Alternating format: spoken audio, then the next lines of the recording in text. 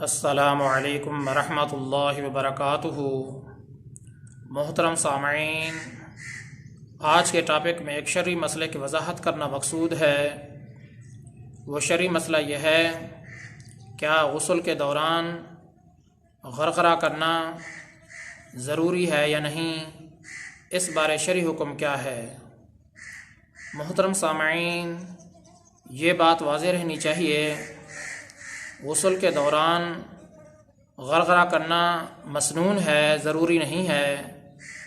اگر آپ نے غسل کیا، منہ بھر کے کلی کر لی غسل میں، تو آپ کا غسل ہو جائے گا، غرغرہ کرنے کی کوئی ضرورت نہیں ہے۔ لیکن عوام الناس کے اندر یہ بات بہت زیادہ مشہور ہو چکی ہے، وہ یہ سمجھتے ہیں کہ غسل کے اندر غرغرہ ضروری ہے۔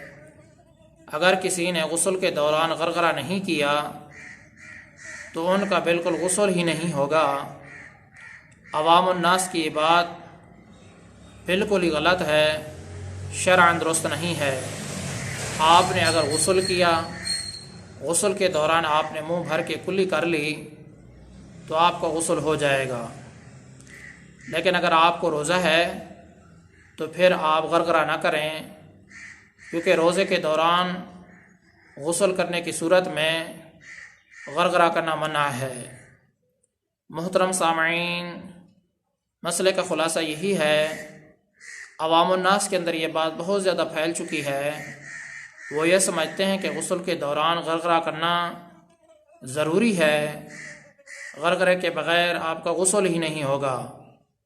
حالانکہ عوام کی یہ بات شرعاً درست نہیں ہے۔ صحیح بات یہ ہے، آپ نے اگر غسل کیا، غسل میں آپ نے منہ بھر کے کلی کر لی، غرغرہ نہیں بھی کیا، تب بھی آپ کا غسل ہو جائے گا، کیونکہ غسل کے اندر جو غرغرے کی حیثیت ہے وہ واجب کی نہیں ہے، بلکہ غرغرہ کرنا مسنون ہے۔ لیکن اگر آپ کو روزہ ہے تو پھر آپ غرغرہ نہ کریں، کیونکہ روزے کے دوران غسل کرنے کی صورت میں غرغرہ کرنا منع ہے۔ اللہ تبارک و تعالیٰ سے دعا ہے کہ اللہ تعالیٰ مجھے بھی اور تمام مسلمانوں کو صحیح معنی میں ہدایت عطا فرمائے۔ میں آپ سب کی دعاؤں کا طلبگار ہوں۔ محمد ثناء اللہ فاروق۔